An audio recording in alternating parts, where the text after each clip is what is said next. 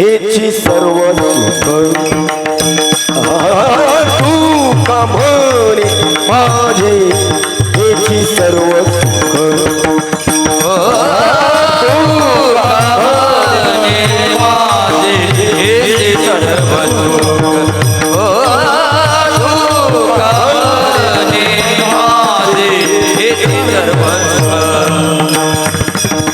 तू का म्हणे माझे हेची सर्व सुख तू का म्हणे माझे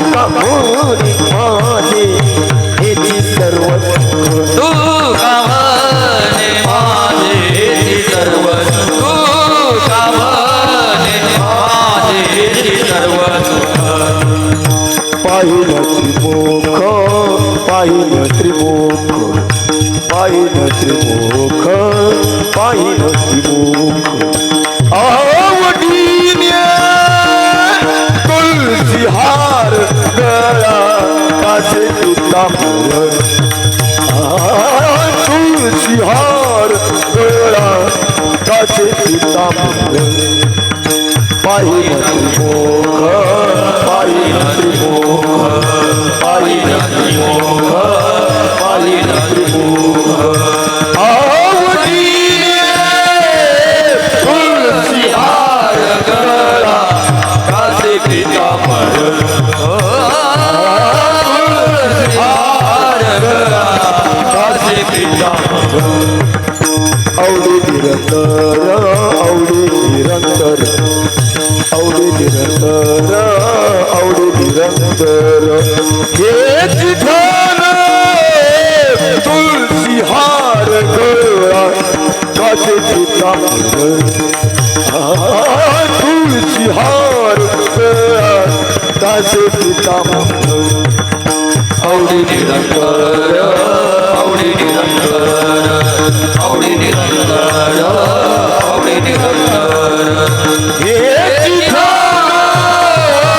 तुलसी हार गळा कासे पितांबर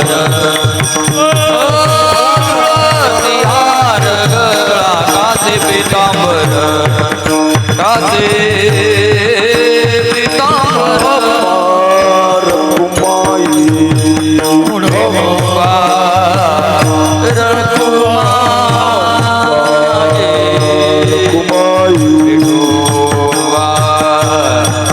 रखुमाई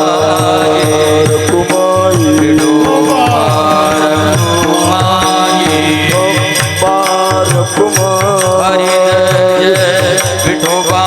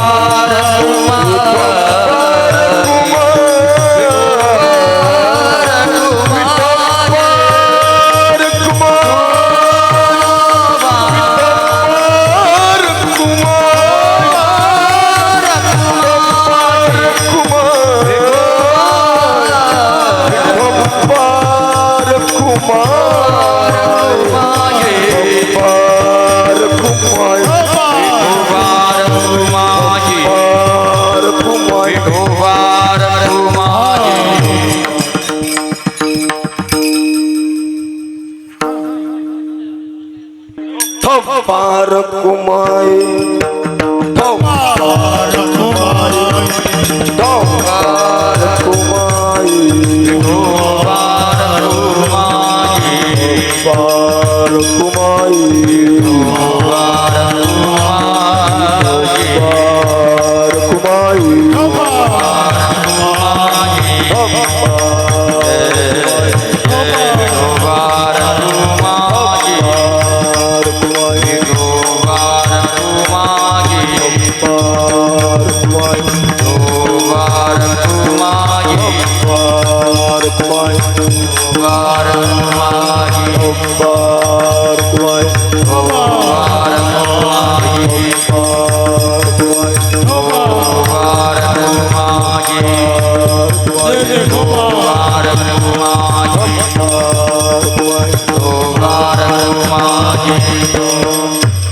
रामकृष्ण हरी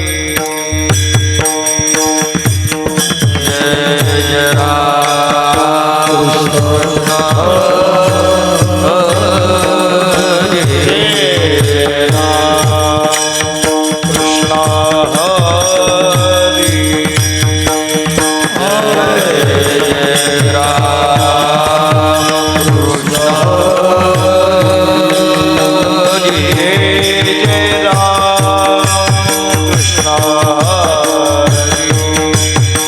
हरी जय राम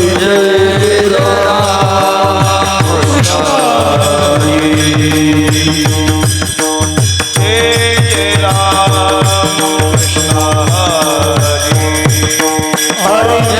जय राम कृष्ण हरी जय राम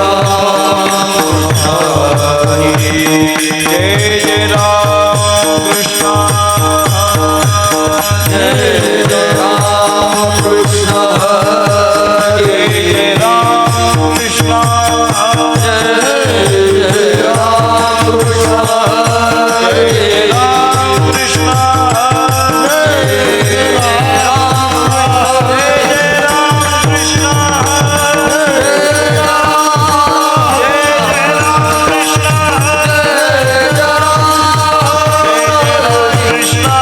जय राम कृष्ण जय राम कृष्ण जय राम कृष्ण जय राम कृष्ण जय राम कृष्ण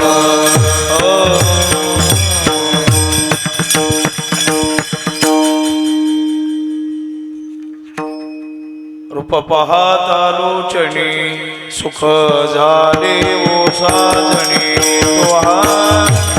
विठ्ठल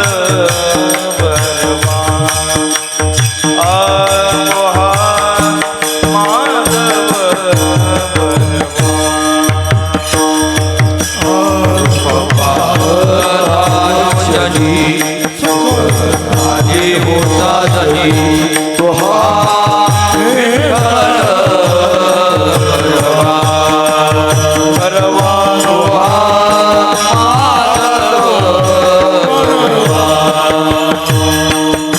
रूप पाहता लोचने सुख झाले वो साजने विठ्ठल परमात्मा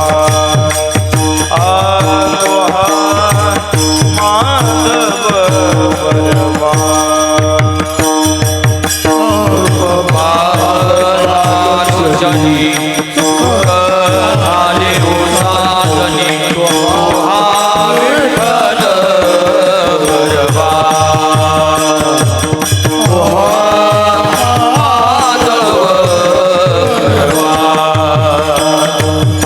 बहुत सुकृताची जोडी म्हणून विठ्ठली आवडे तो हा विठ्ठल परमा तो हा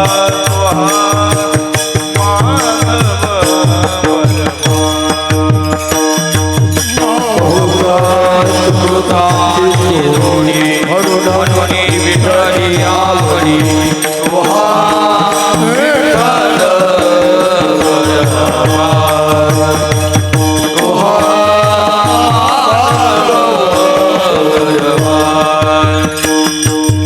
सर्व सुखाचे आगर सर्वाचे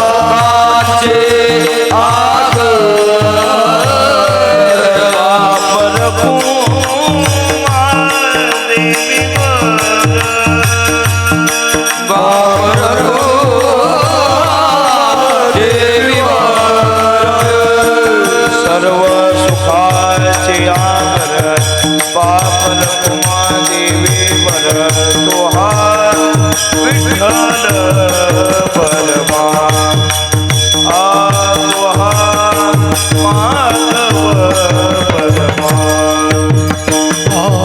सर्व सुखाचे आगर बापर देवीवर दोहा विठ्ठल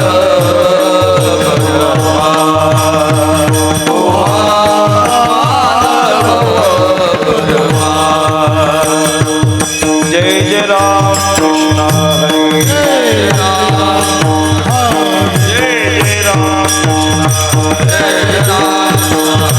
जय जय राम कृष्ण जय जय राम कृष्ण जय जय राम कृष्ण हरि जय जय राम कृष्ण हरि राम कृष्ण हरि जय जय राम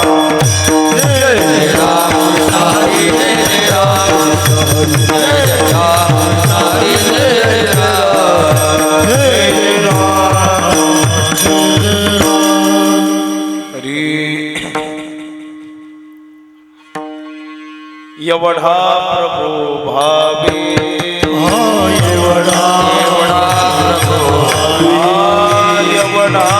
प्रभू भावे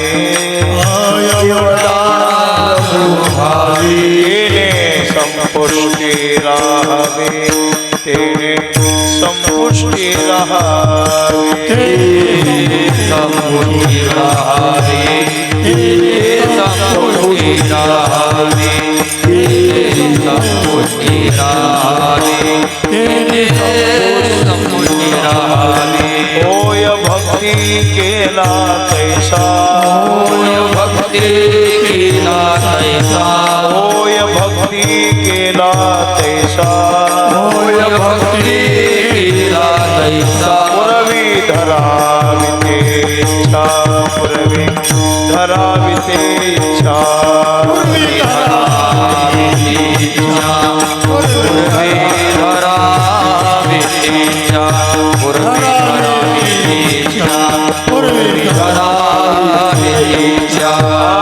एवढा जगदानी एवढा जगदा एवढा जगदानी एवढा जगदा मागे तुळशी दळ पाणी मागे तुळशी दळ पाणी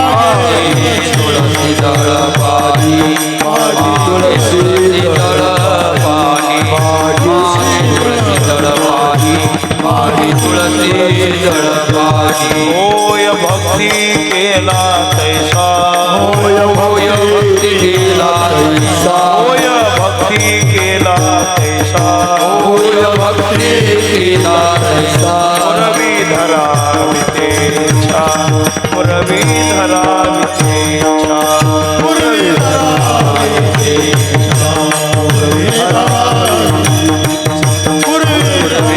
धरावी तेच्या धरावी तेच्या आला नावारूपा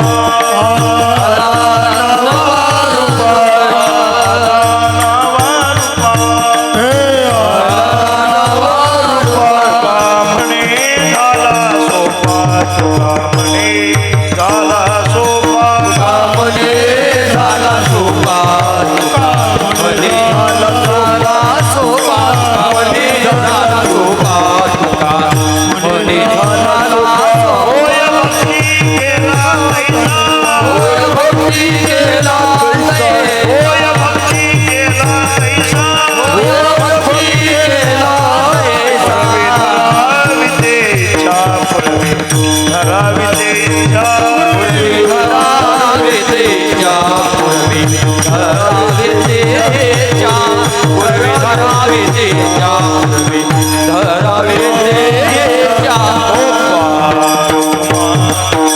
गोपाल कुमारी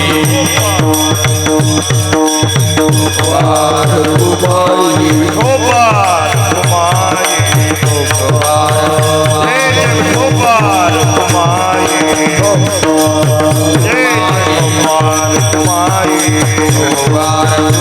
जय गोपाल कुमारी गोपाल कुमारी जय गोपाल कुमारी गोपाल कुमारी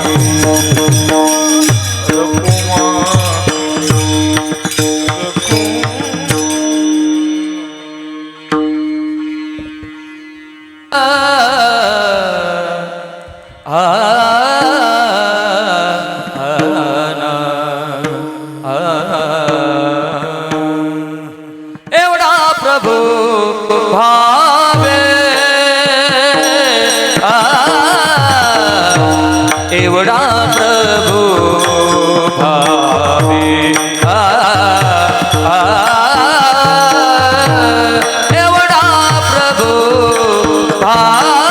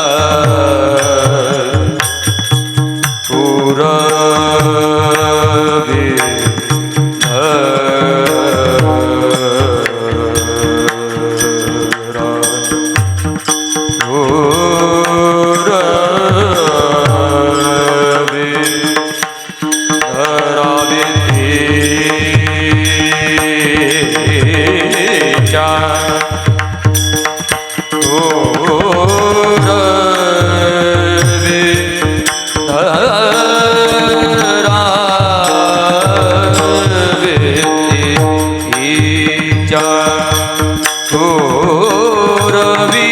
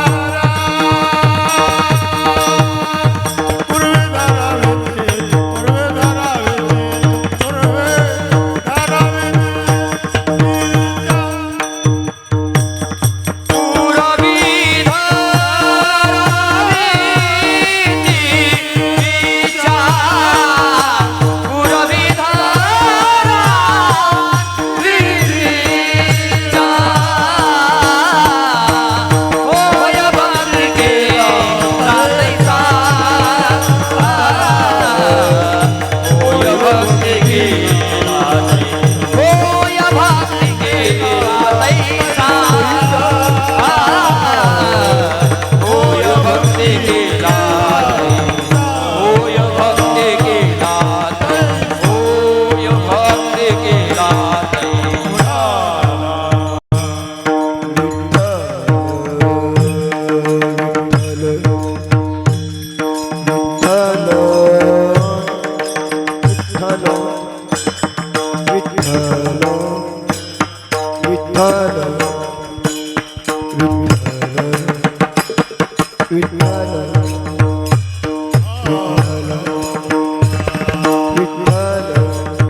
एवढा प्रभु भावे एवढा प्रभु भावे तेने संपुष्टी राहावे होय भक्ती केला तैसा पुरवी धरावी ते इच्छा एवढा जगदानी मागे तुळशी दळपाणी होय भक्ती केला तैसा पुरवी धरावी ते इच्छा आला नावा रूपा तुका म्हणे झाला सोपा होय भक्ती केला तैसा पुरवी धरावी ते इच्छा विठ्ठल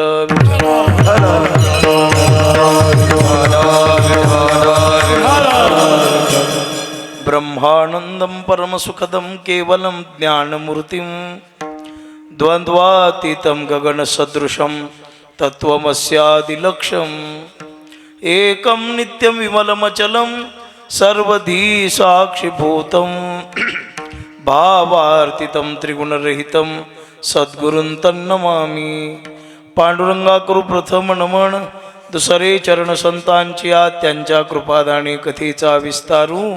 बाबाजी सद्गुरु दास तुका, काय माझी वाणी मानेल संताशी रंजवू चित्ताशी आपुलिया. हे वाट कोमटी वैकुंठाशी जाता, रामकृष्ण कथा दिंडीध्वजा. नमो ज्ञानेश्वरा नमो ज्ञानेश्वरा, निवृत्ती उदारा सोपान देवा. मुक्ताबाई नमो त्रिभुवन पावनी, आद्यत्रयजननी देवांचिया. संपाद्य ज्ञानंच विधाय भक्तिं, विलोकितो येन समाधिराजः. वैराग्यवन्तं सुविचारयुक्तं, नमामि जोगं शिरसा गुरुंतं. मस्तक हे पायावरी, या वारकरी संतांच्या श्री संतांची माथा चरणावरी. साष्टांग हे करी दंडवत, एवढा प्रभु भावे एवढा प्रभु भावे, तेणे संपुष्टी राहावे. होय भक्ती केला तैसा, पुरवी धरावी ते इच्छा. विठ्ठल विठ्ठल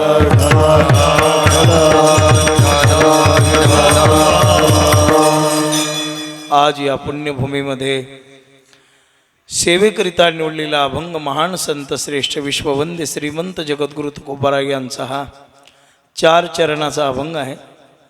या अभंगाच्या द्वारा महाराज बद्ध जीवाला मुक्त परमात्मा कोण्या साधनाच्या द्वारा सापडतो आणि मुक्त असणारा परमात्मा बद्धत्वाला कोण्या साधनाच्या द्वारा प्राप्त होतो याचं चिंतन सांगणारा आजचा अभंग आहे. विठ्ठल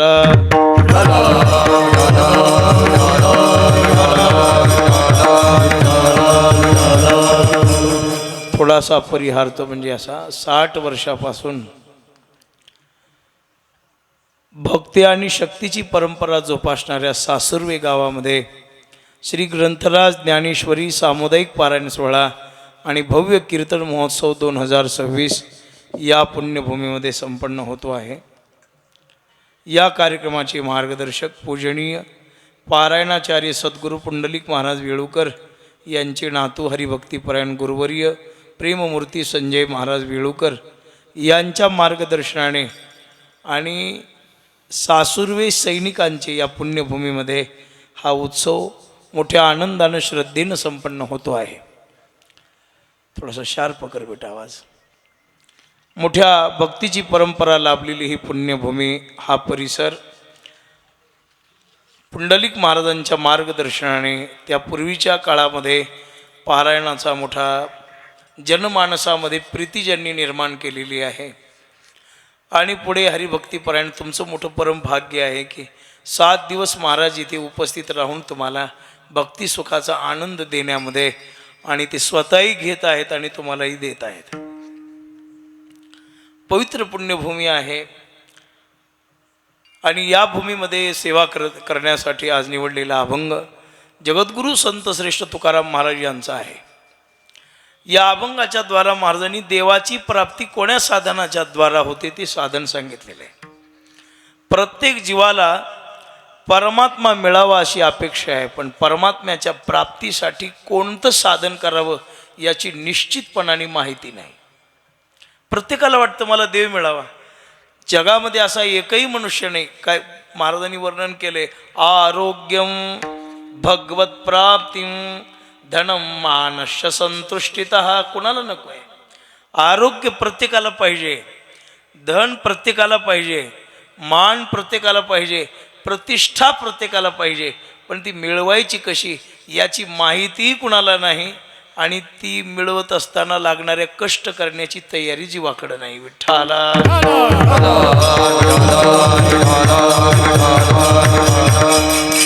तसं प्रत्येकाला वाटतं मला परमात्मा मिळाला पाहिजे. आता देव म्हणजे एक अमूल्य वस्तू आहे, एक अमूल्य भगवत भाव अंतःकरणामध्ये ज्याच्या निर्माण होतो त्याला एक प्राप्तीचा आनंद देणारं साधन म्हणजे भगवान परमात्मा आहे.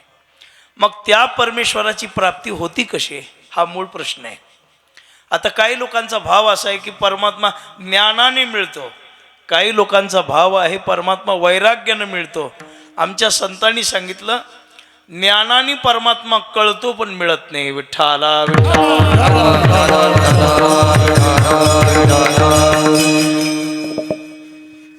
नहि ज्ञानेन सदृशं पवित्र मीह विद्यते. भगवान सांगतात ज्ञानाने कळतो. ज्ञान आपल्याला देव किती दूर आहे, देवाच्या मध्ये आपला अंतर किती आहे, त्या परमेश्वराची प्राप्ती कशी होते याचं प्रास्ताविक परिपूर्ण ज्ञान आपल्याला ज्ञानाच्या द्वारा प्राप्त होऊ शकतं.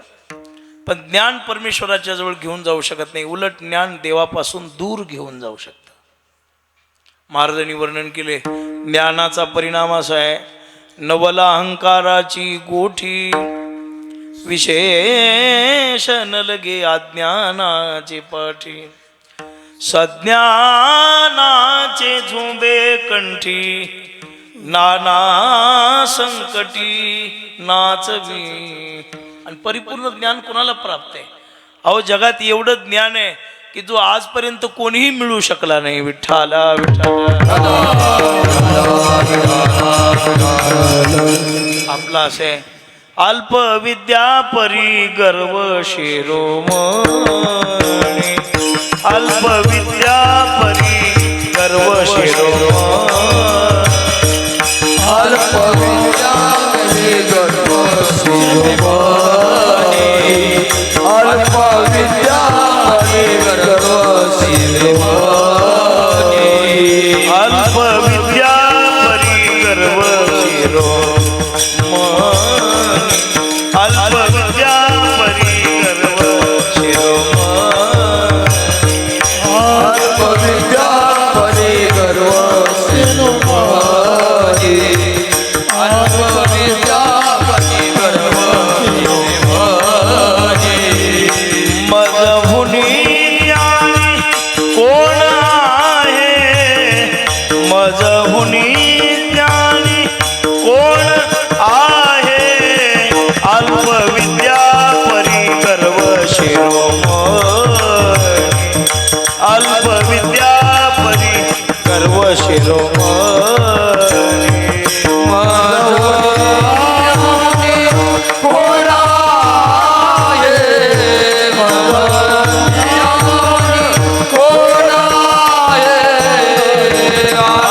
विद्या परी गर्व शिरोमणी.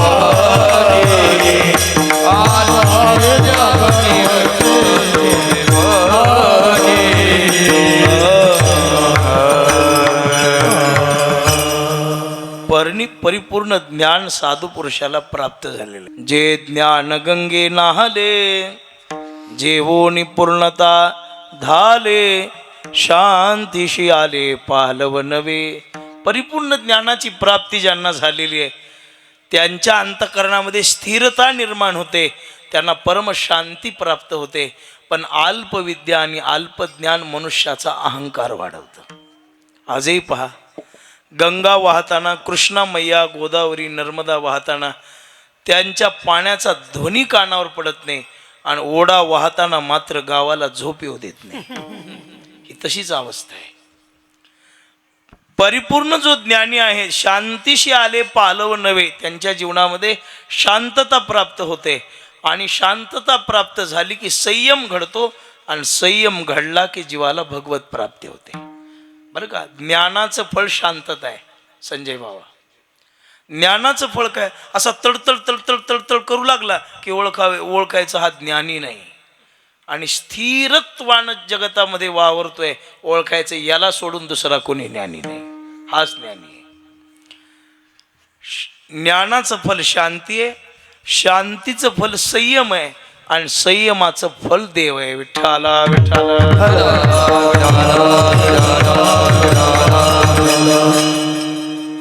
माता माऊलींच्या लक्षामध्ये विषय येईल. भरलेली घागर डोक्यावर घ्यायला त्रास करते का अर्धवट असलेली घागर?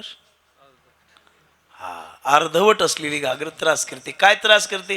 ती चालताना तिच्या पाणी शांत बसत नाही महाराज.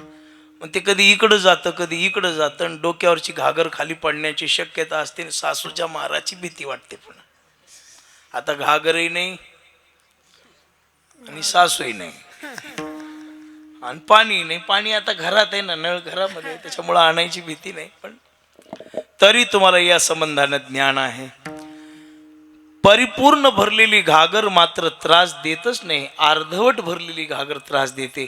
आणि अर्धवट ज्ञानी मनुष्याला अहंकाराची प्राप्ती होते. आणि त्याचं ज्ञान आता कलियुगामध्ये तर ज्ञान कुठं प्राप्त करण्याची कोणाला काही इच्छा वाटत नाही. शास्त्र शिकण्याची कोणाला इच्छा वाटत नाही. इकडला टिंब तिकडं दिला आणि तिकडला टिंब इकडं दिला की पुढलेलं वाटतं या महाराजासारखा विद्वान महाराज जगातच नाही. जेवायला बसल्यावर एक जण म्हणलं तुंप आणा. काय आणा? तुंप. त्याला सांगितलं तूप हा शब्द शुद्ध आहे. विठ्ठला अहो माणसाला अजून सश्याचा स, षटकोणाचा श आणि शहामृगाचा श याच्यातलं अंतर कळत नाही. हरिपाठ म्हणताना सत्वर उच्चार प्रल्हादी बोंबलला म्हणतात. त्याला अरे बोंबलला नाही, मग सॉरी बिंबाला म्हणतात. आपल्याला मराठी भाषेचं यथार्थ ज्ञान प्राप्त होऊ शकत नाही. आणि मग जगातलं जे खरं तत्वज्ञान आहे ज्ञानेश्वरी गाथ्यामध्ये जे आहे तेच इतर सर्व ग्रंथामध्ये भरलेले, त्याच्या प्राप्तीसाठी मात्र एक जन्म पुरत नाही, अनेक जन्माची साधना असावी लागते. विठ्ठला तिकडला टिंब तिकडं दिला आणि तिकडचा इकडं दिला की मनुष्याला परिपूर्ण ज्ञानी आहे असा भ्रम निर्माण होतो. भ्रम बरं का. एक जावई बुवा आणि सासरवाडीला चाललेली आहेत. खूप आमंत्रण आलं की अहो म्हटले आमच्या गावामध्ये उत्सव असतो, संजय बाबा 7 दिवस राहतात, तुम्ही या आमच्याकडे. मग ते जावई आपल्या आईला म्हणायला लागला, आई मला सासरवाडीच्या लोकांचं आमंत्रण आलं. ती म्हणायला लागली, आई बाबा सासरवाडीची लोक तुझी हुशार आहेत बरं का. तिथं मोठी मोठी महाराज मंडळी येतात, संजय बाबांचं सानिध्य आहे. पण मी तुला सांगते तिथं गेल्यानंतर कसं वागायचं याचं मी तुला थोडंसं मार्गदर्शन करते, सांग आई म्हटलं. तिथं गेल्यावर कसंही बसू नको, कुठेही बसू नको. आणि मग काय होतं म्हटले, एक काम कर, सासरवाडीमध्ये गेल्यावर कुठेही बसायचं नाही, उंच आसन बघून बसायचं. ठीक आहे म्हणला. पुन्हा कमी बोलायचं. बरं ठीक आहे. आणि आपण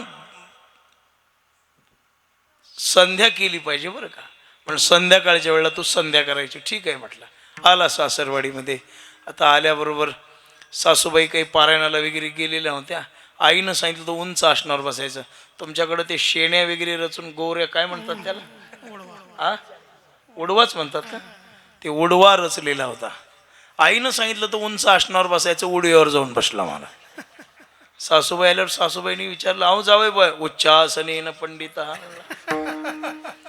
सासून काय माझा जावई निगर्वी आहे म्हटली नाही का. याच्या अहो या जावई बाबा बसला. मग काय कमी बोलायचा. सायंकाळ झाल्यावर संध्येसाठी पाणी आणायला गेला आणि त्याला रात आंधळं होतं. काय होतं त्याला, रात आंधळं. पाणी आणायला गेला पण कुठंतरी विहिरीमध्ये तीर्थामध्ये बुडवायचा. ते गावाच्या बाहेर साठलेला ओढा होता, त्याच्यात तांब्या बुडवला आणि पाणी घेऊन आला संध्या करताना. आणि मग पाणी हातावर घेतलं आणि आचमन केल्यावर पाणी खरट लागलं त्याला. मला पाणी खारट लागल्यावर तो मेहुण्याला म्हणायला लागला. संस्कृतमध्ये मेहुण्याला शालक असं म्हणतात. शालक, शालकम, शालकम. त्याला सांगितलं, बोला भाऊजी काय पाणी किम खरटम. भाऊजीने ओळखलं, मेहुण्याने ओळखलं की भाऊजी गाई राखूनच आलेले आहेत, हे काही काशीचे नाहीत. त्यानं सांगितलं, भाऊजी सोपं आहे, लेकरं मुतटम पाणी खरटम. आता या तत्वज्ञानामध्ये, या बोलण्यामध्ये काही विद्वत्तेचा भाव आहे का अज्ञानाचा अभाव आहे. महाराज कधी कधी आपण विद्वत्ता म्हणून जिचा स्वीकार करतो तीच आपल्या अज्ञानाचा भाव प्रगट करत असते. आणि अज्ञान मनुष्याच्या बोलण्यातून उघड पडतं. विठ्ठला माऊलीने सांगितलं, झाड जाणीजे फुले, मानस जाणीजे बोले, भोग जाणीजे केले पूर्वजन्मीचे. मग ज्ञानामुळे परमेश्वराची यथार्थ ज्ञान फक्त सांगतं. आपल्या गावाला येताना दगड असतो ना रस्त्यावर, त्याच्यावर लिहिलेलं असतं अमुक अमुक सातारा 20 किलोमीटर, वाई इतकी किलोमीटर, मुंबई इतकी किलोमीटर, पंढरपूर इतकं किलोमीटर. महाराज ते दगड सांगतो नुसता. दगडाला जर विचारलं तू जाऊन आलास का, तो तुम्ही जाऊन आलेलं नाही, पण जाणाराला सांगणं माझं काम आहे. हे ज्ञानाचा भाव तसा आहे. ज्ञानी तिथपर्यंत पोहोचलेलं नाही, पण देवाजवळ पोहोचण्यासाठी काय काय योग्यता लागते ते ज्ञानच सांगू शकतं. विठ्ठला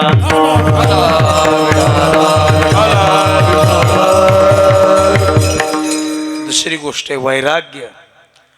वैराग्य देवाच्या जवळ योग्यता जर आपल्या जीवनामध्ये आपण जर वैराग्य सांभाळलं तर ते वैराग्य आपल्याला देवाजवळ नेऊन सोडतं याच्यात नवल नाही, ते आपल्याला देवच करून सोडतं.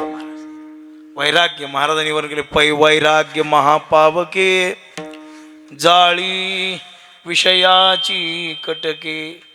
आणि आचारामध्ये जो श्रेष्ठ ठरला तर त्या मनुष्याला देवाच्या जवळ जायची गरज नाही, देवच तो होतो आणि देव त्याच्या जवळच राहतो.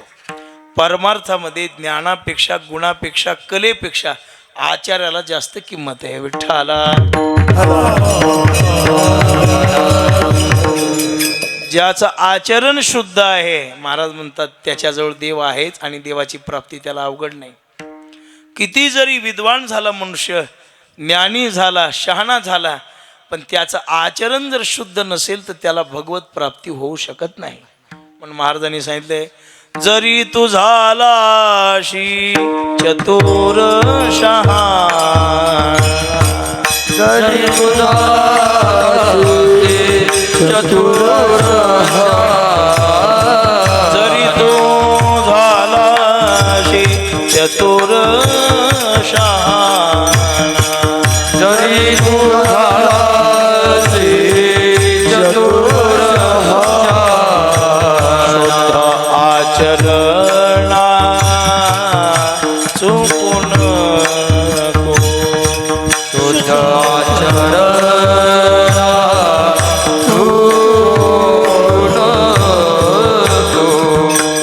शुद्ध आचरणा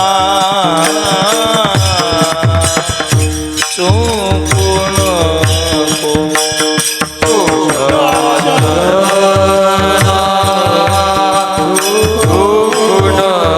जरी तू झालाशी चतुर शहाणा, जरी तू झालाशी चतुर शहाणा, जरी तुझा चतुर जरी तू झाला चतुर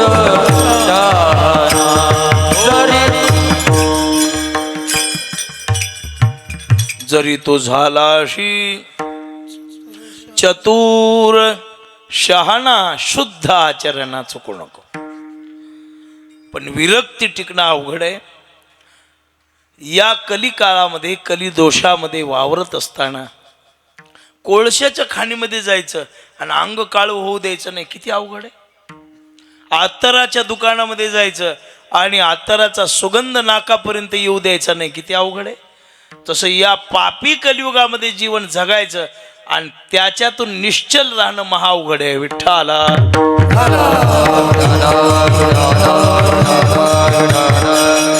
टिकला तर त्या योग्यतेला प्राप्त होतो आणि नाही टिकला तर मग मात्र त्याच्या जीवनात दुःख भोगावं लागतं.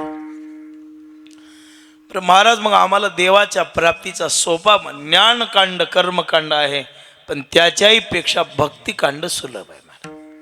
देवाला ज्ञानाने कळतो, वैराग्याने योग्यता प्राप्त होते, पण शुद्ध भक्ती केल्याने परमात्मा प्राप्त व्हायला वेळ लागत नाही. पण मनुष्याकडे काय असायला पाहिजे देवाच्या प्राप्तीसाठी? देवाच्या प्राप्तीसाठी माणसाकडं शुद्ध निश्चल प्रेम असायला पाहिजे आणि त्या प्रेमाचंच निश्चल प्रेमाचंच नाव आहे भाव. विठ्ठला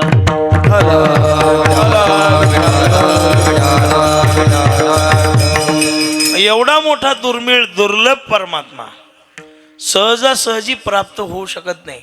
काही काही लोकांनी जन्मजन्मांतरापर्यंत साधना केली पण त्यांना तो मिळाला नाही. निळोबारायांच्या गवळणीमध्ये वर्णन आलेले याची लागी वो मंत्र जप केला, याची लागी निज धर्म अनुष्ठीला, याची लागी हा वेदांत पाहिला, याची लागी हा संसार त्यजिला. काय केलं नाही, विको बेस देऊ नको बेटा, म्हणताना स्थिर ठेवा. याच्यासाठी नाना तऱ्हेचे प्रयत्न केले पण फायदा झाला नाही. महाराजांनीच वर्णन केलेले योगियांचे ध्यानी ध्याताना तुळशी, योगियांचे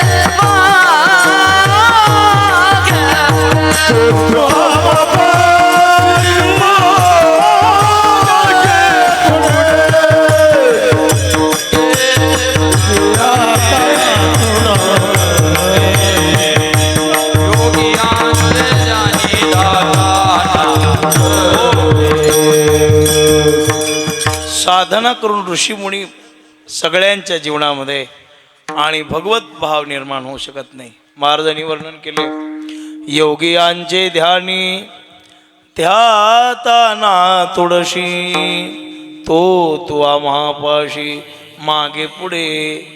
एकाच अभंगात देवाचं दुर्लभत्व आहे या चरणात, ध्याताना तुळशी, आणि सुलभत्व येतो तो आम्हापाशी मागे पुढे. एकाच्या स्वप्नात येत नाही आणि एका जवळचा जात नाही. विठ्ठला विठ्ठला.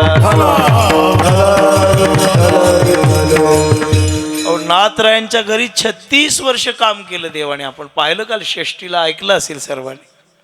कावणीने पाणी ज्या घरी चक्र पाणी वाहे, अनन्य भक्ती भावे निळा वंदित्याचे पाय.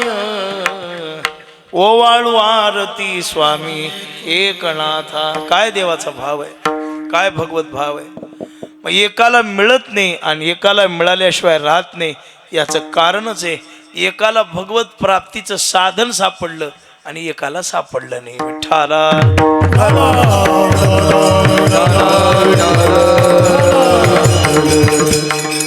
दुर्लभ असणारा परमात्मा प्राप्त करण्याचं एक वर्म आहे, ते जीवाला कळालं पाहिजे. गणितामध्ये सूत्र आणि व्यवहारामध्ये वर्म फार महत्वाचं आहे. गणितामध्ये सूत्र कळालं, किती अवघड गणित असू द्या, आणि ते एका क्षणामध्ये त्याची आपल्याला उकल करता येते. आणि व्यवहारामध्ये आपल्याला वर्म माहिती पाहिजे. मग देवाच्या प्राप्तीचं वर्म कोणतं आहे? काही लोकांनी खूप साधन करून पाहिले. निळोबरायांनीच वर्णन केले, नाना साधनांच्या केल्या खटपटा परित्या नपवती याच्या दारवंठा. जाणू जाता जाणीव घाली आडफाटा. मग काय काय केलं? जपता बीज मंत्र चळची घाली घाला, करिता दान धर्म पुढे भोग येतो फळा.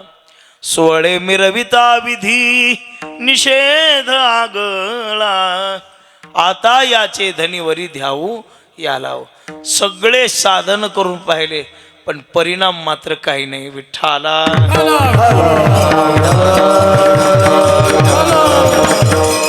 पण आम्हाला संतांनी एक वर्म सांगितलं. काय सांगितलं? वर्म ते एक आहे दृढ धरावा भाव. दुसरं काही करू नका. देवाच्या प्राप्तीचं वर्म एकच आहे, दृढ भाव अंतकरणामध्ये धरा. काही न लगे एक भावाची कारण, काही न लगे भावाची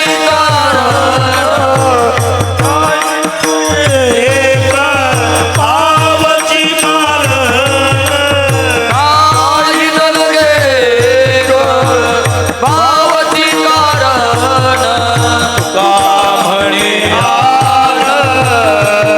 विठोबाची, तुका म्हणे आनंद विठोबाची, तुका म्हणे आनंद विठोबाची, तुका म्हणे आनंद विठोबा. मला काही नाही, बाकी मला दुसरं काही लागत नाही. मला शुद्ध प्रेम लागतं. भगवान सांगतात, पै भक्ती मी जाणे येथे सान थोरण म्हणे, आम्ही भावाचे पाहुणे भलतया. मला फक्त भाव लागतो. देवा कारणे भाव न लगे द्यावे फारसे वित्त, झाले एक चित्त तरी बहुत.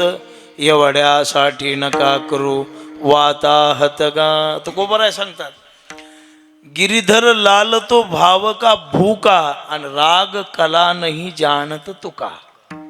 देवाला भाव पाहिजे. बघा विषय कसा आहे. मध्यस्थी करण्यासाठी भगवान परमात्मा हस्तिनापूरला गेलेले आहेत आणि तिथे दुर्योधनाने 56 प्रकारचे भोग परमेश्वराला भोजनासाठी केलेले आहेत. भगवंतांनी सांगितलं, दुर्योधनाने विचारलं, देवा येण्याचं कारण काय? भगवंतांनी सांगितल्यावर त्यांनी सांगितलं, म्हटले, सुईच्या टोकावर बसेल एवढी माती सुद्धा मी देणार नाही. परमेश्वराला राग आला.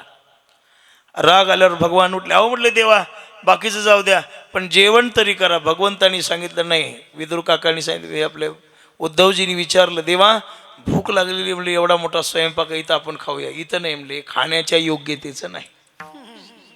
मग कुठं जायचं आपल्याला? मी सांगतो तिथं चला म्हणले. विदुर काकांच्या घरी आणलं महाराज आणि काकांच्या घरी आणून कण्या शिजवल्या नाही का. कण्या शिजवल्यावर उद्धव म्हणतो मी खूप माणसं पाहिले पण या देवापेक्षा अज्ञानीच. अहो जिथं बालुशाही, गुलाबजाम, जिलेबी, आंब्याचा रस, वांग्याची भाजी जिथे होती आणि एवढं सगळं डावलून तुम्ही कण्या खाण्यासाठी इथपर्यंत आलात. त्यांनी सांगितलं बाबा त्याच्याकडे पदाचा अहंकार आहे आणि याच्याकडे भक्तीचा सुगंध आहे. विठ्ठला विठ्ठला. विदुरा घरच्या भक्षुणी कन्या परमानंदी झाला. त्याच्याकडे अभिमान आहे, अहंकार आहे. भगवंतांनी सांगितलं अरे दुर्योधना जरी 56 भोग केले असते तर तुझ्या 56 भोगाकडे मी डुंकून सुद्धा पाहणार नाही. मला जे पाहिजे ते तुझ्याकडं नाही. मला जे पाहिजे ते ज्याच्याकडं आहे मग त्याचं काही असू द्या. पत्रम पुष्पम फलम तोयम यो मे भक्त्या प्रयच्छती. तुझ्यासारख्याचं नाही. तुझ्यासारखे लाखो येतील लाखो जातील पण मी नाही पाहणार त्याच्याकडे. कारण तुझ्याकडं अभिमान आहे, तुझ्याकडं अहंकार आहे. महाराजांनी सांगितलं तेरे जैसे लाखो आए लाखो इस माटी में समाये मत कर तू अभिमान रे बंदे छोटी तेरी शान रे. मत कर तू अभिमान. अहंकार आहे, अभिमान आहे. परमेश्वर त्याच्याजवळ येत नाही. तिळभर जरी होय अभिमान, जरी होय अभिमान, तिळभर जरी होय अभिमान, जरी होय अभिमान, मेरू तो समान भारदेव, तो समान भारदेव, तो समान भारदेव. तिळभर जरी होय अभिमान मेरू तो समान भार देवा. तिळभर जरी अभिमान झाला तरी देवाला सहन होत नाही. म्हणून निराभिमानी स्वच्छ आणि शुद्ध जो आहे, अरे मला काय लागतं, मला काही लागत नाही, मला एकच लागतं थोर प्रेमाचा भुकेला, थोर प्रेमाचा भुकेला, थोर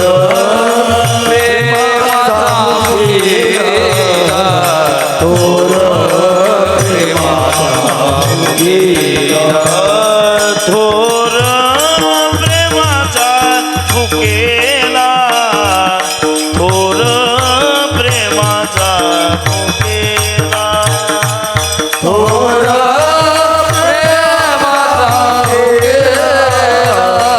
थोर प्रेमाचा भुकेला. बासरी स्वरात नाही. हाची दुष्काळ तयाला, हाची दुष्काळ तयाला, हाची दुष्काळ तयाला, थोर प्रेमाचा भुकेला, थोर प्रेमाचा भुकेला, थोर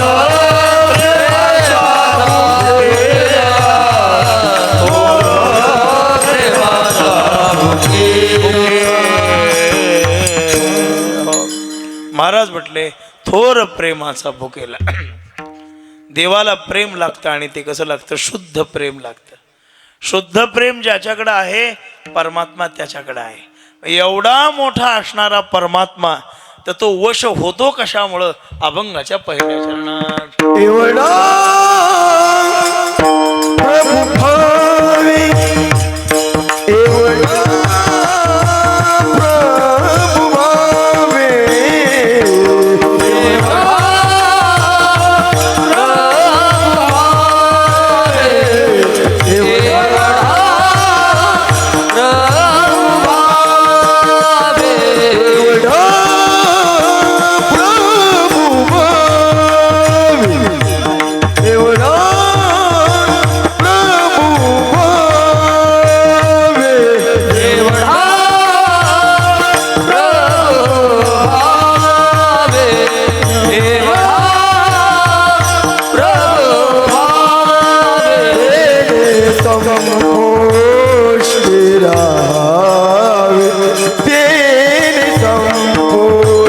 तेरा हार होया भक्ति केला कैसा होया भक्ति केला कैसा तेरे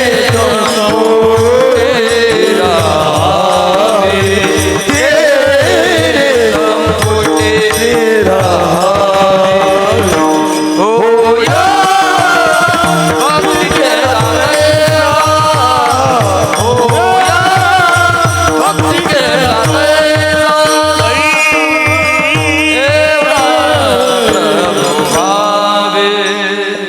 एवढा प्रभू भावे. एवढा म्हणजे केवढा, ज्याचं अनुमोदन काही होऊ शकत नाही.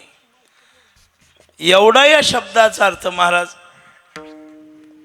निश्चित मोजता येत नाही. एवढा पण केवढा आहे महापुरुषांनी वर्णन केलंय. अनुमानेना अनुमानेना कुणालाच कळालं नाही. अनंत ब्रह्मांडे आणि एका रोमी ऐशी धेंडे एवढा आहे. अनंत ब्रह्मांडे उदरी आणि हरी हा बाळक एवढा आहे. बलराम दाऊंडी जाऊन सांगितलं मैयाला, यशोदेला, मैया आपल्याला आला माती खातोय म्हटले. माती? अरे काय कमी आपल्या घरी? आता काय कमी आहे? कमी नसणारीच माणसं खातात सध्या, नाही का? आपल्याकडे सगळं काही आहे म्हटले. पण बरं कृष्णा माती खातोस का? मैया मी माती कशासाठी खाऊ? हा दाऊ खोटं बोलतो म्हणले. बळीराम दादा हो बळीराम दादा, बळीराम दादा खोटं बोलतो, कुभांड रचितो मजबरी आई गाई नाही खाल्ली मी माती. बरं मैया उद्या तुला व्हिडिओ कॉलच करतो म्हणले हा खाऊ लागल्यावर.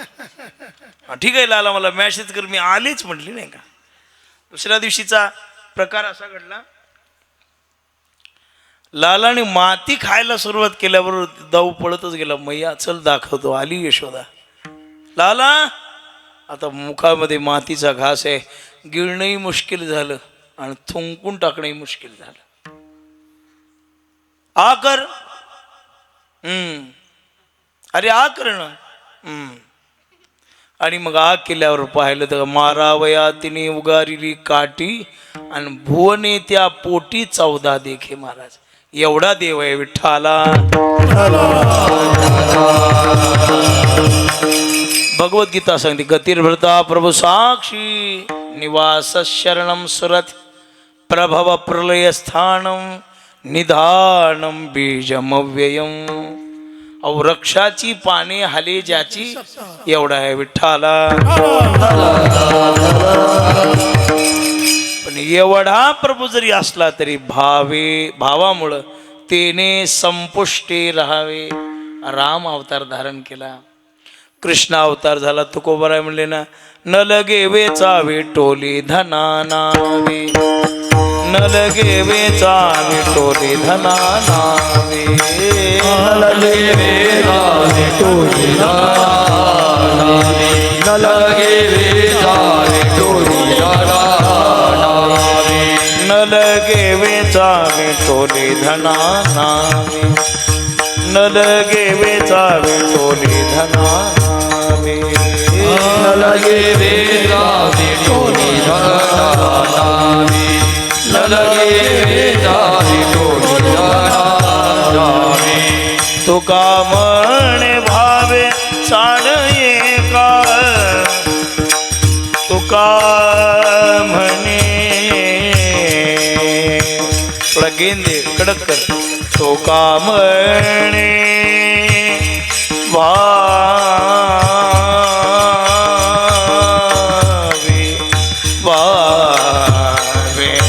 आ आ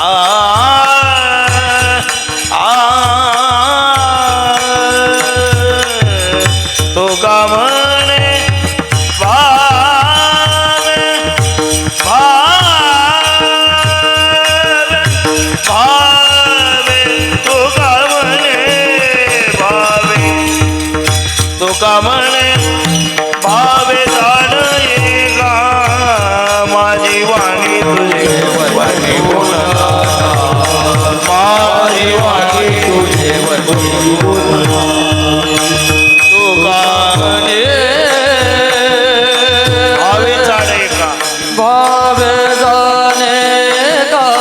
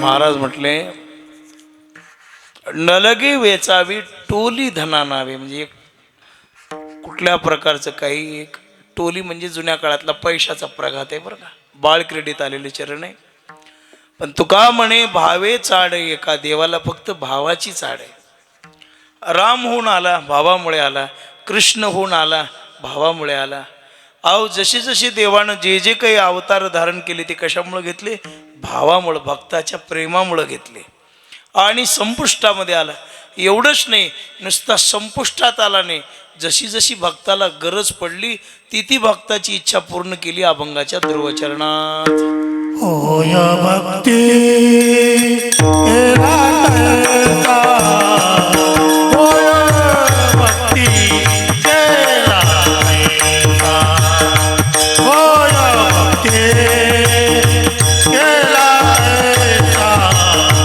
होय भक्ती केला तैसा, होय भक्ती केला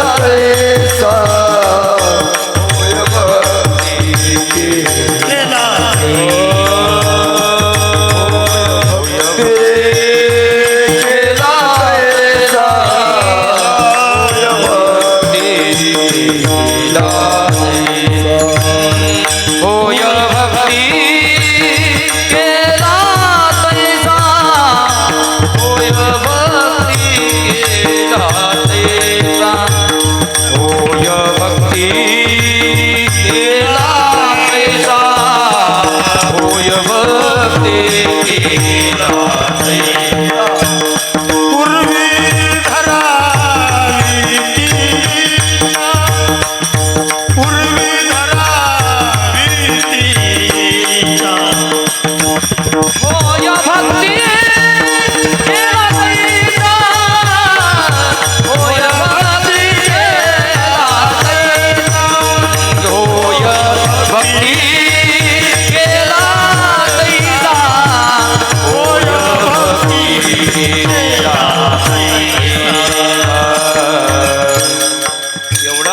परमात्मा संपुष्टामध्ये येतो एवढं नवल नाही जशी भक्ती केली होय भक्ती केला माझ्या ठाई तुम्ही जैसा भाव धरा तैसाच मी खरा तुम्हाला किंवा अनन्याश्चिंतयंतो मा हे जन पर्युपासते अहो माझ्या ठिकाणी तुम्ही जशी उपासना कराल जशी भक्ती कराल तसा योगक्षेम वहाम्यहम मी तुमच्या योगक्षेमाचं वाहन करील आपल्याला माहित आहे चोखोबरायांच्या पत्नीच्या बाळांतपणाच्या वेळेला भगवान परमात्म्याने चोखोबरायाच्या बहिणीचं रूप घेऊन बाळांतपण केलं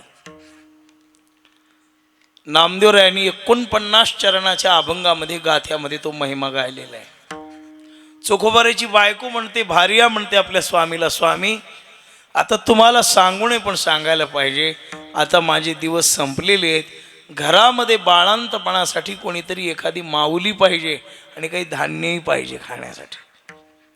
आता त्या काळामध्ये असं नव्हतं की काजू बदाम पिस्ते, संत्र्याचा ज्यूस पिल्यावर मुलगा गोरा होतो, नारळ पाणी पिल्यावर तंदुरुस्त होतो, असं कुठं होतं त्यावेळेला. विठ्ठला विठ्ठल.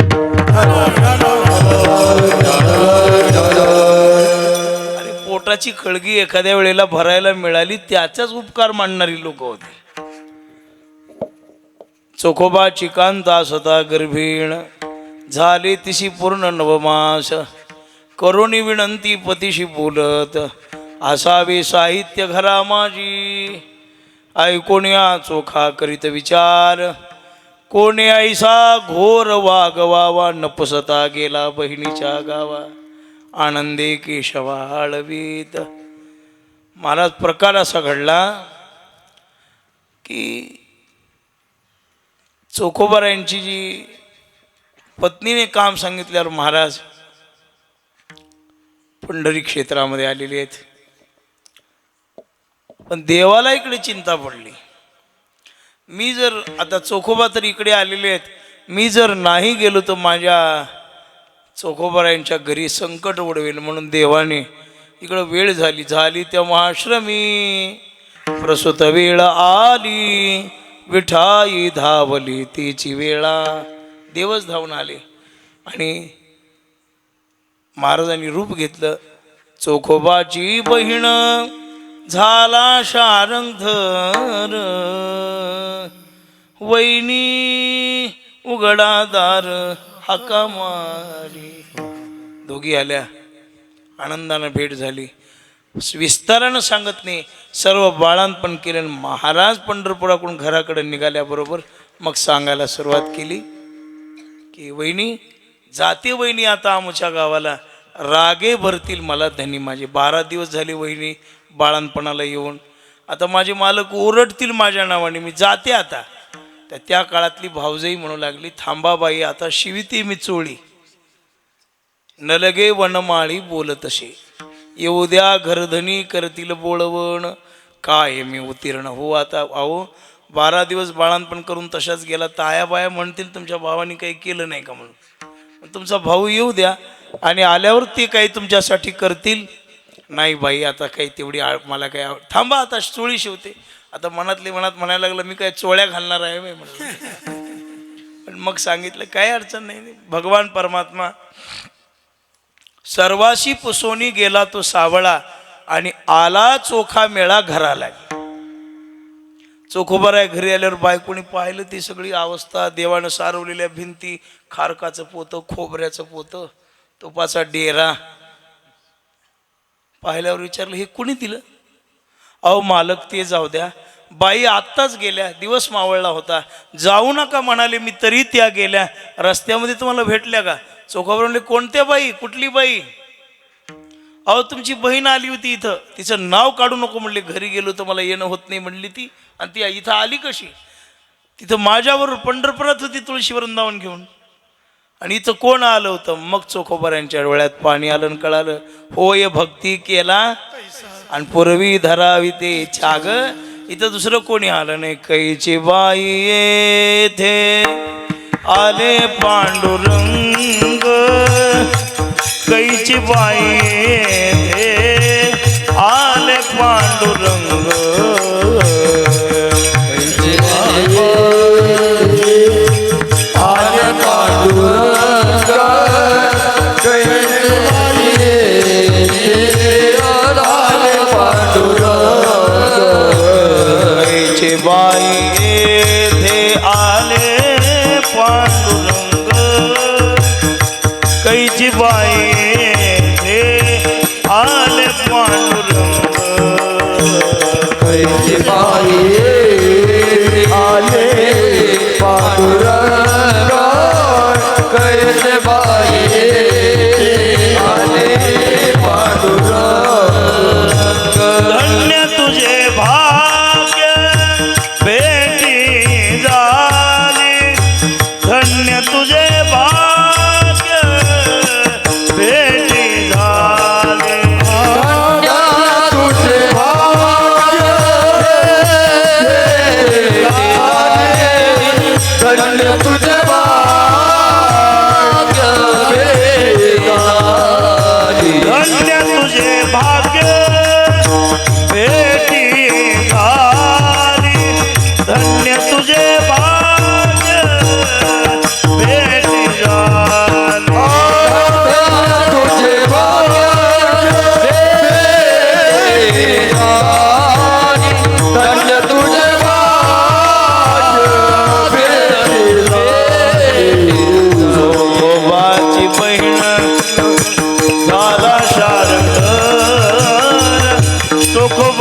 बहीण झाला शारंग चोखोबाची बहीण झाला शारंग चोखोबाची बहीण झाला शारंग वाशावर चोखोबाची बहीण झाला शारंग चोखोबाची बहीण झाला शारंग चोखोबाची बहीण झाला शारंग चोखोबाची बहीण झाला शारंग.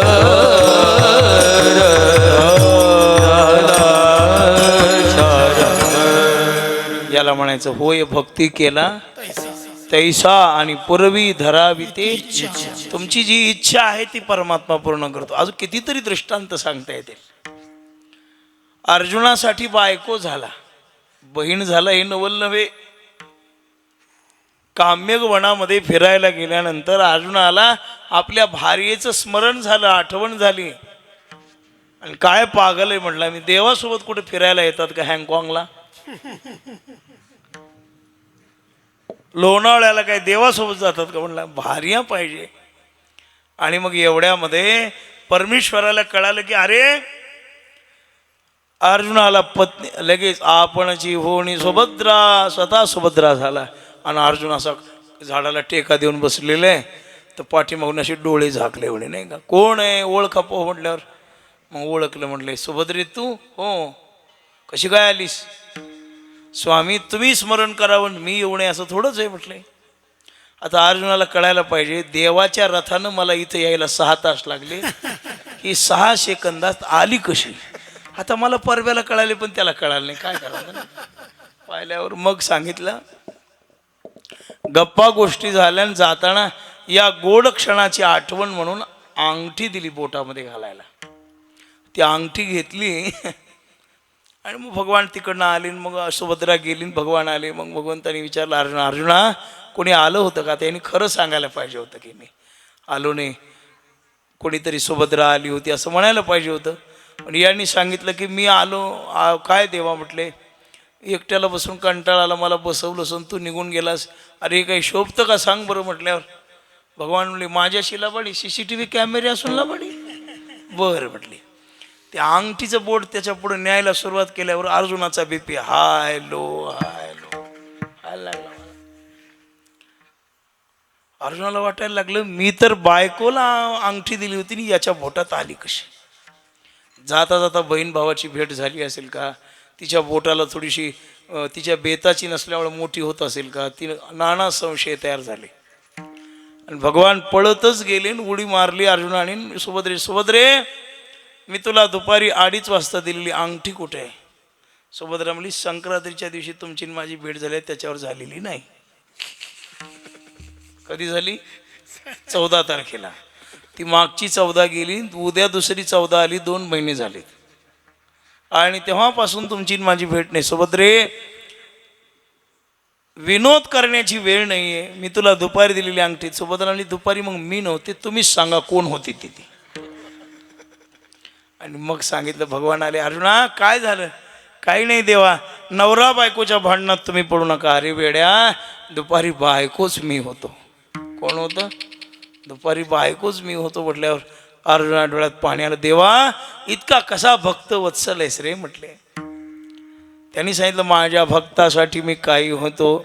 जैसा केला तैसा होय जैसा केला तैसा होय जैसा केला तैसा होय जैसा केला तैसा होय धावे सोय धरोनी धावे सोय धरोनी जैसा केला तैसा होय जैसा केला तैसा होय धावे सोय धरोनी धावे सोय धरोनी जैसा केला तैसा होय जैसा केला तैसा होय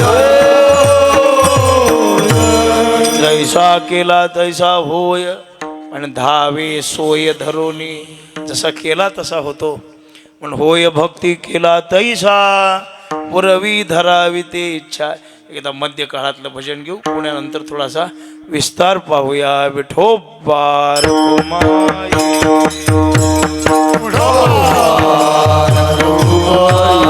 जय जय विठोबार कुमार. टाळी वाजवा, म्हणा म्हणा. जय जय विठोबार कुमार. जय जय जय जय विठोबार कुमार. जय जय विठोबार कुमार. जय जय गोपाल कुमार. जय जय गोपाल कुमार. जय जय गोपाल कुमार. गोपाल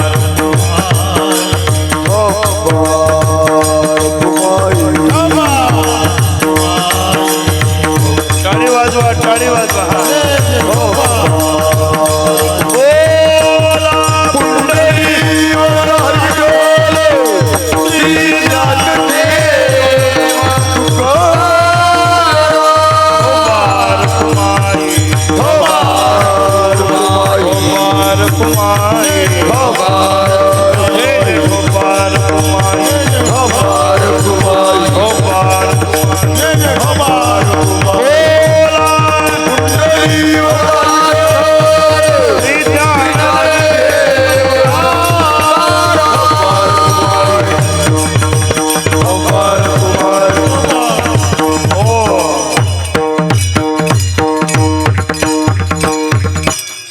एवढा मोठा परमात्मा, पण त्याची आवड काय? महात्माने सांगितलं बाबा, त्या देवाला दुसरं काही आवडत नाही, त्याला एकच आवडतं. एवढा जगदानी दानी, एवढा जगदानी,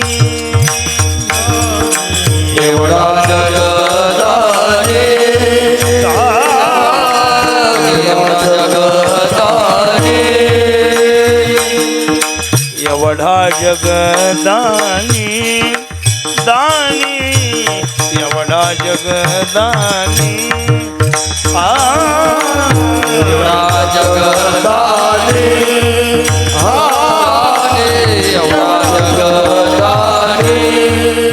मागे तुळशी दळ पाणी, मागे तुळशी दळ पाणी.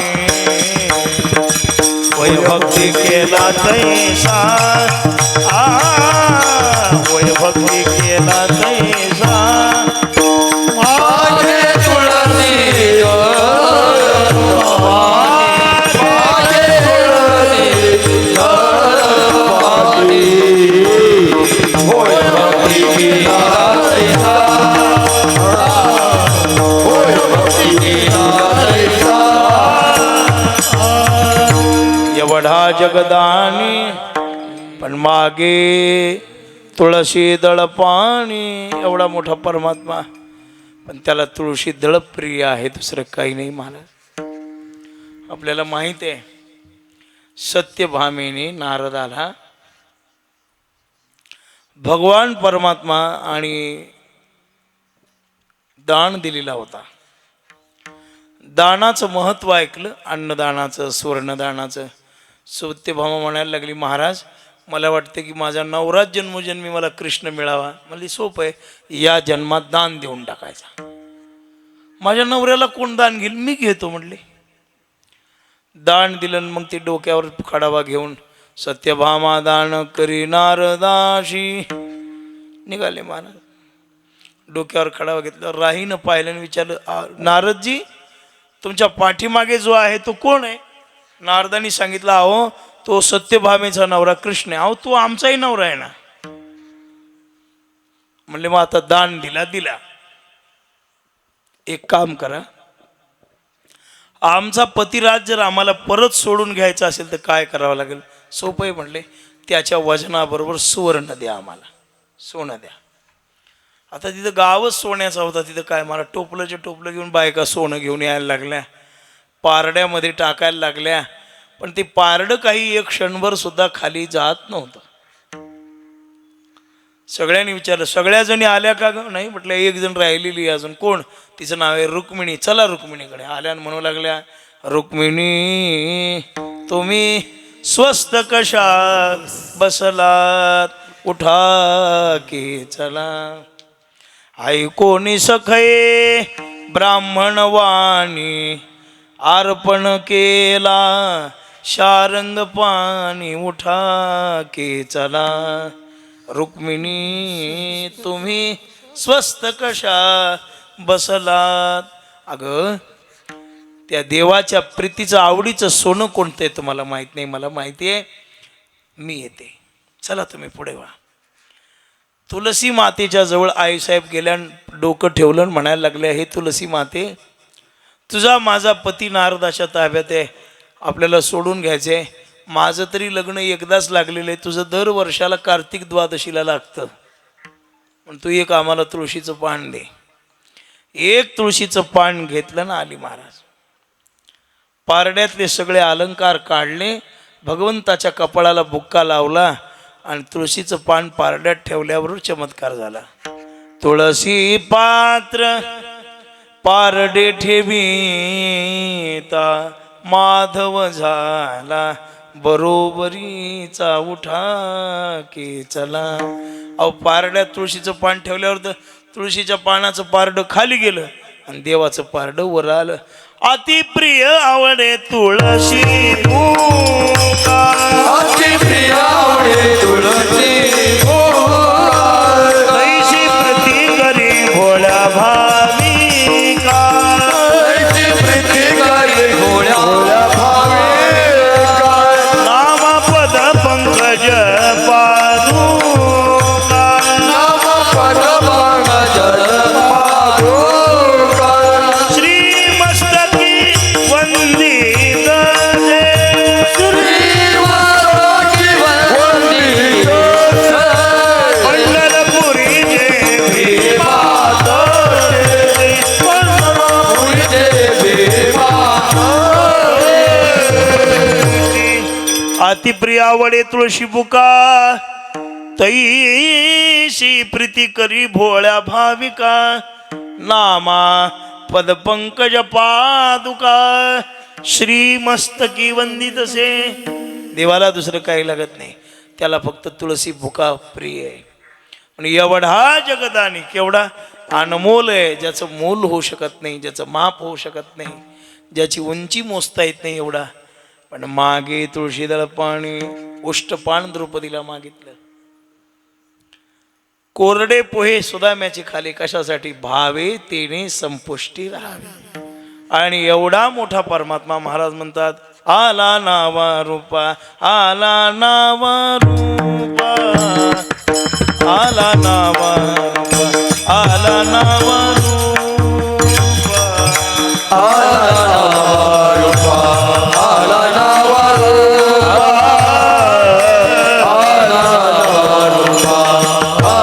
नावा आला नावा आला नावा आला नावा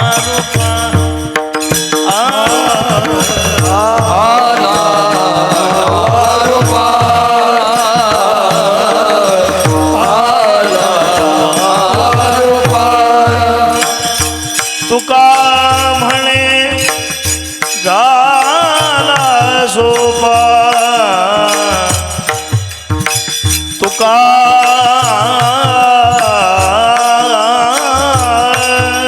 म्हणे, तुका म्हणे आ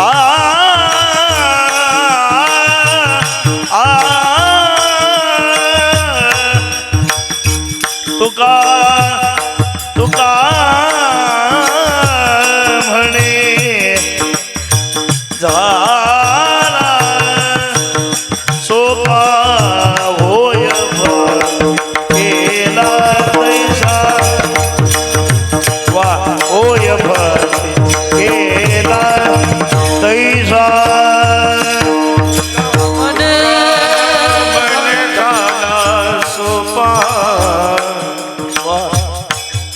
हे तुका म्हणे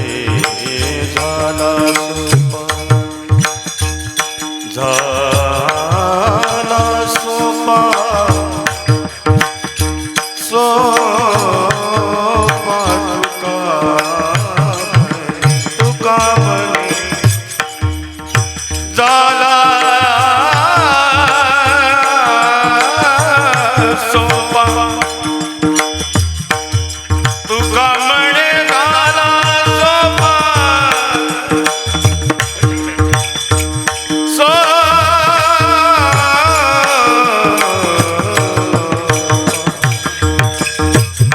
तुका म्हणे झाला सोपा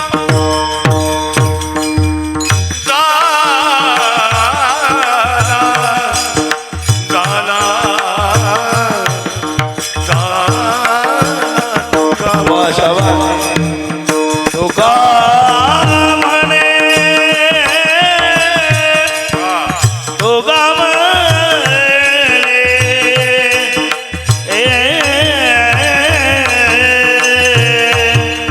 तुका म्हणे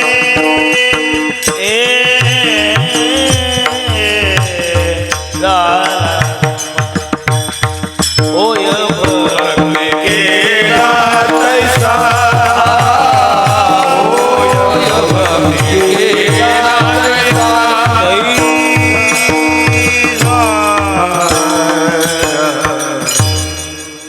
एवढा मोठा देव पण कशासाठी आला नावा रूपा ज्याला रूप नव्हता रंग नव्हता काळा गोरा खुजाना ठेंगणा स्वरूप सुंदरणा आंधळा देखणा जीव शिव कैची दयाशी भावना पंचमहाभूते नेणो पंच प्राण पण आला नावा रूपा भक्ताच्या भावासाठी सुंदरते ध्यान उभे ठेवरी या भूमिकेत उभा टाकला आणि तया पुंडलिके केला उपकार फेडावया भार पृथ्वीचा आणि देवाला युगे 28 विठेवरी उभा हे 28 विठेवरी उभा वामांगे रघुमाई दिशे दिव्य शोभा रघुमाय दिसे दिव्य शोभा पुंडलिकाचे भेटे परब्रह्म आलेगा काचे भेटे परमालेगा आचरणी वाहे भीमा उद्धरी जगा वाये विमा उद्धरी जगा जय देव जय देव जय पांडुरंगा जय देव जय देव जय पांडुरंगा जय देव पांडुरंगा जय देवा पांडुरंगा आला तया मला तुका म्हणे सोपी केली पाय वाट कशासाठी पंढरी वैकुंठ भूमीवरी म्हणाला नावा रूपा तुका म्हणे झाला सोपा नावा रूपाला सोपा झाला होय भक्ती केला तैसा पुरवी धरावी ती इच्छा ज्ञानेश्वर ज्ञानराज माऊली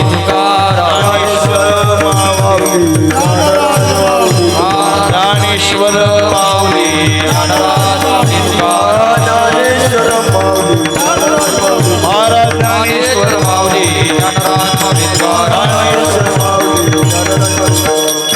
नादा नावा रूपा तुका म्हणे झाला सोपा होय भक्ती केला तैसा पूर्वी धरावी ते इच्छा हरिभक्तीपरायण आदरणीय प्रेममूर्ती आणि संजय बाबांच्या द्वारा मलाही निमंत्रण आलं आणि तुम्हा पवित्र श्रोत्यांचं आज दर्शन झालं. या पर्व काळावर सुंदर असं नियोजन आहे. मोठ्या मोठ्या महापुरुषांच्या कीर्तनरूपी सेवा इथे संपन्न होत आहेत. याच्यामध्ये मलाही आज या पुण्यभूमीमध्ये सासुर्वे येथे सेवा करण्याचा योग आला. आजच्या कीर्तनाची सौजन्य सौ कमल व श्री गणपत शंकरराव यादव, सौ कुसुम व श्री बाळकृष्ण बाबूराव मोरे, श्रीमती शोभा शंकर मोरे यांच्या सौजन्याने, ग्रामस्थांच्या आयोजनाने आणि बाबांच्या निमंत्रणाने इथे आज सेवेचा योग आला. आपल्या वडिलांची आजोबांची समृद्ध परंपरा आपल्याला व्यापक स्वरूपानं जनमानसामध्ये पुन्हा कशी रुजवता येईल याचा स्वच्छ आणि निश्चल प्रयत्न गुरुवर्य संजय बाबा करत आहेत. आणि त्यांच्याद्वारा मला योगाला प्रवास दूरचा आहे, लांबचा आहे, पण प्रेमापोटी तुम्हा सर्वांच्या इथे मला उपस्थित राहता आलं. जशी जमेल तशी सेवा केली. मी सांगत असतो, नवे बहुश्रुत नवे ज्ञानशीळ दास मी दुर्बळ वैष्णवांचा. माझ्याकडे काही फारसं ज्ञान नाही आहे, पण तुम्हा सर्वांच्यामध्ये उपस्थित राहून भगवत कृपेनं सद्गुरू जोग महाराजांच्या, सद्गुरू मोतीराम महाराजांच्या आणि कृपेने जसं बोलता आलं तसा बोलण्याचा प्रयत्न केला. या पुण्यभूमीला आणि वीरांची वारकऱ्यांची भूमी आहे, ही सैनिकांची भूमी आहे. या सगळ्यांना पवित्र असा नमस्कार करतो. आणि जे सीमेवर आता सैनिक आहेत त्यांना उदंड आयुष्य लाभावं आणि जे रिटायरमेंट होऊन गावामध्ये आलेले त्यांच्याद्वारा परमार्थ घडावा अशी सद्वासना अंतःकरणपूर्वक करतो आणि माझ्या वाणीला विराम देतो, थांबतो. काही चुकीउकी झाली असेल, दादांनी खूप दिवसभर फोन मेसेज, काय नाव आहे यांचं, कृष्णाबा महाराजांनी, आणि खूप परिश्रम घेतले बाबांची आज्ञा म्हणून त्यांच्याद्वारा इथे येण्याचा योगाला पुनश्च तुम्हा सर्वांना नमस्कार करतो. सर्वांच्या चरणी दंडवत घालतो आणि झालेली सेवा सद्गुरुरायाच्या चरणी समर्पित करून माझ्या वाणीला विराम देतो. भालदार, चोपदार, विणेकरी, मृदंगाचार्य हे वारकरी संस्थेची लहान लहान छोटी छोटी मुलं, या सर्वांच्या चरणी दंडवत. मातृशक्ती, पितृवर्ग सर्वांना नमस्कार आणि माझ्या वाणीला विराम देतो. काही चुकीउकी झाली असेल क्षमा करा. एकदा तुकोबारायचं भजन करा. माझं कीर्तन संपलं. तुकाराम तुकाराम तुकाराम, बोला बोला तुकाराम तुकाराम तुकाराम तुकाराम तुकाराम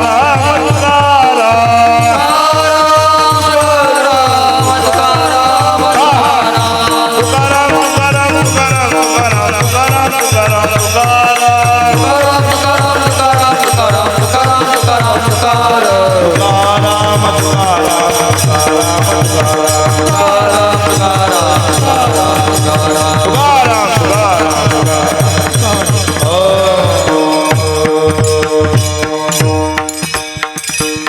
विठ्ठल जय जय विठ्ठल, जय जय विठ्ठल, जय जय विठ्ठल, विठ्ठल जय जय. बोलिलेले पुरे वेडी वागडी उत्तरे करा क्षमा करा महाराज. आत्ता ज्यांचं कीर्तन झालं, पूजनीय श्री हरिभक्तीपरायण प्रभाकर नाना झोलकर, नानांचं गाव गंगाखेडपासून काही अंतरावर. गंगाखेड म्हणजे संत जनाबाई महाराजांचं जन्मगाव आणि गंगाखेडपासून काही अंतरावर झोल पिंपरी नावाचं गाव आहे. पण नाना गोदावरीच्या तिरी गंगाखेडला वास्तव्याला असतात. बहुत दिवसा होती मज आज घडले सायास. माझ्या जीवनातला खूप मोठा आनंदाचा दिवस आहे नाना. मित्र म्हणतो, आज या मंडपामध्ये शांत रसाना हा भरलेला मंडप, साक्षात भगवान परमात्मा इथं कीर्तन श्रवणाकरता उभा होता.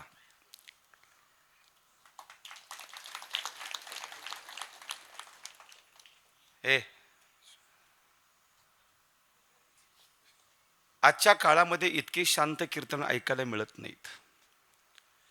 आजच्या काळामध्ये ह्या चाली ऐकायला मिळत नाहीत.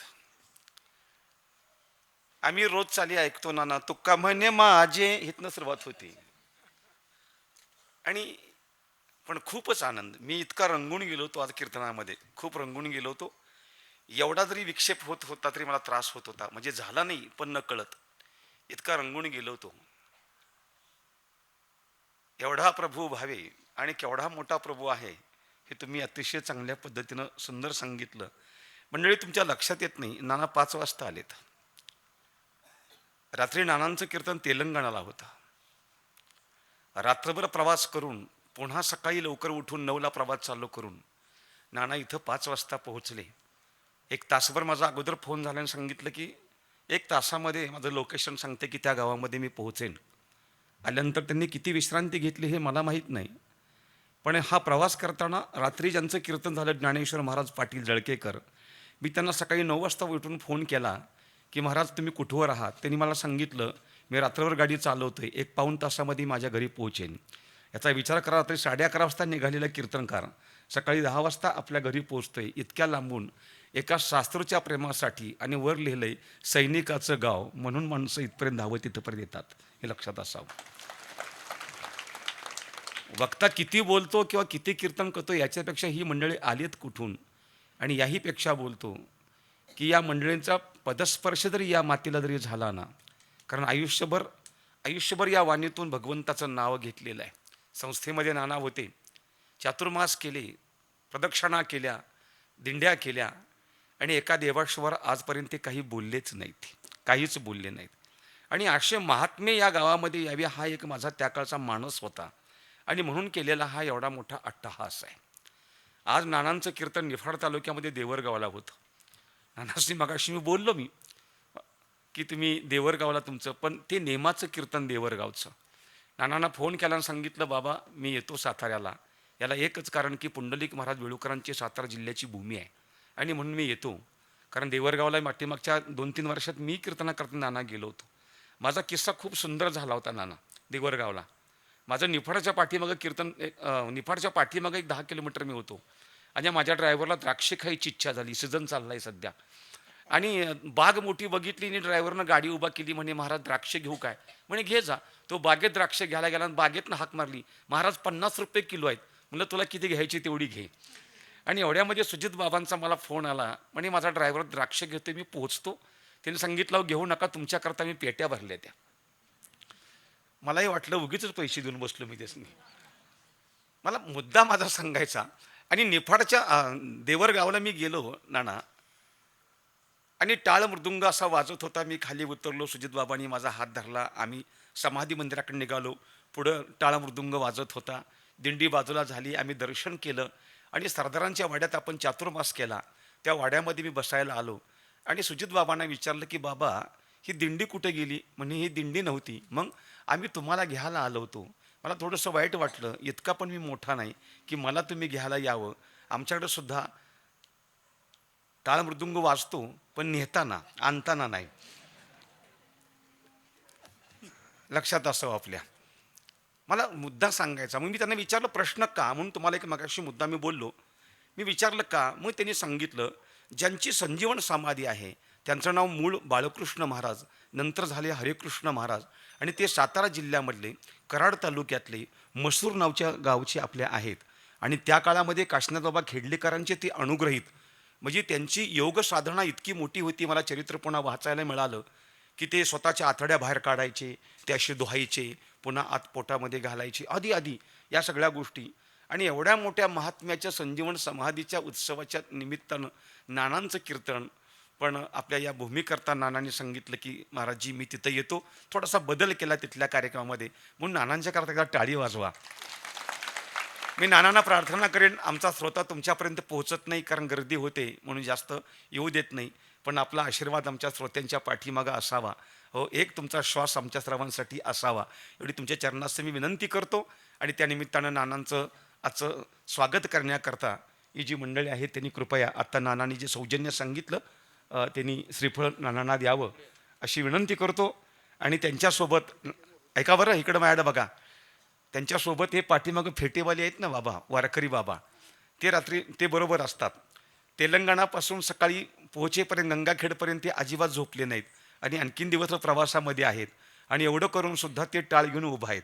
आम्ही 2-3 जांभळ्या दिल्या टाळ घेऊन. ही केवढी मोठी ताकद आहे. आणि बाबांचा या ठिकाणी सत्कार करत आहोत. या सगळ्या कार्यकर्त्यांना एक चांगलं सुचलं गेलं, आणि म्हणून सासरूगावची आपल्या माहेरवासीन सौ माधवी, त्यांचं माहेरचं नाव आहे माधवी बजरंग मोरे, व त्यांचं सासरचं नाव आहे माधवी वैभव चव्हाण. यांनी LLM केल्यानंतर पर्यावरण या विषयामध्ये त्यांनी PhD ही पदवी, डॉक्टरेट त्यांनी मिळवली. पुणे विद्यापीठातून उच्च पदवी प्राप्त केली. महिलांचे सासुर्वे गावातील आघाडी ग्रुप चांगल्या पद्धतीनं काम करतो.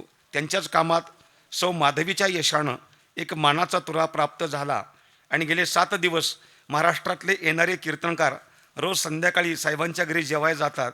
त्यावेळेला हीच माधवी खूप त्या सगळ्यांची सेवा करते आणि आपल्या गावची कन्या व माहेरवासिनी म्हणून या ठिकाणी तिचाही या ठिकाणी सत्कार होत आहे. तिनं कृपया पुढे यावं अशी तिला विनंती करतो.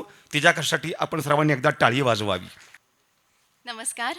आज मला आपण सगळ्यांनी पुरस्कार दिला. आदरणीय कीर्तनकार महाराज, सगळे गावातले पदाधिकारी आणि आपण सगळे ग्रामस्थ, मला आपले खूप मनापासून आभार मानायचे. खरं सांगायचं तर आज माझ्याकडे एक पदवी आहे. म्हणजे मी एन्व्हायरमेंटल लॉ, पर्यावरणामध्ये मी डॉक्टरेट मिळवली. त्याच्या संदर्भात माझ्याकडे एक कागद आहे, त्याला तुम्ही डॉक्टरेटची पदवी म्हणता. पण खरं तर आज इथे अशा अनेक स्त्रिया आहेत ज्यांच्याकडे कदाचित असा कागद नाही आहे, पण त्यांची जीवनातल्या शाळेत त्या खऱ्या डॉक्टरेट आहेत. त्यांनी अगदी शेती कशी करायची, संसार कसा उभा करायचा, संकटात कसं धैर्यानं उभं राहायचं, त्यानंतर कमी साधनांमध्ये आपला संसार कसा चालवायचा, कसा टिकवून ठेवायचा, हे सगळं ज्ञान कुठल्या विद्यापीठात मिळत नाही किंवा त्याची कुठली डिग्री विद्यापीठात मिळत नाही. पण ह्या सगळ्या माझ्या माता भगिनी खरं तर डॉक्टरेट आहेत माझ्यासाठी. या कारणासाठी मी माझा जो आज पुरस्कार आहे त्यांना मला समर्पित करायचा आहे. माझी खरं तर ह्या पाठीमागे शिक्षण आहे, प्रयत्न आहेत, पण माझ्या गावचा, माझ्या कुटुंबाचा आणि त्यांनी दिलेल्या संस्काराचा या पाठीमागे खरं तर वाटा आहे, खूप मोठी प्रेरणा आहे. माझे वडील श्री बजरंग दिनकर मोरे, माझी आई सौ राजश्री बजरंग मोरे, माझी बहीण सौ पल्लवी प्रशांत पवार, माझे चुलते श्री सुखदेव दिनकर मोरे, ह्या सगळ्यांचा मला खूप मोठा आशीर्वाद आहे, प्रेरणा आहे. त्यामुळे मी त्यांचे खूप खूप आभार मानते. माझे पती श्री वैभव बाबूराव चव्हाण यांच्या पाठिंब्याशिवाय मी करू शकले नसते. त्यामुळे आपल्या सर्वांचे खूप खूप आभार, खूप खूप धन्यवाद. थँक्यू.